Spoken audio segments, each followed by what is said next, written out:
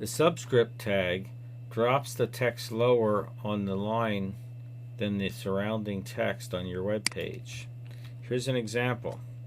I'm going to type the formula for water is H2O. Now when I render that, it renders exactly like I typed it. But however, I want to drop this 2 down, so that's when I'm going to use the subscript tag.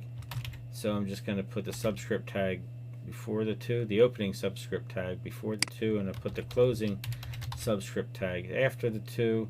And now when I render it, you can see that it dropped a 2 in the formula for water.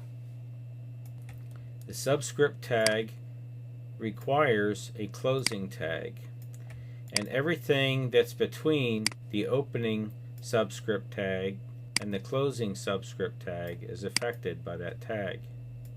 You can assign CSS properties to the subscript tag, but I will discuss that in the CSS tutorial.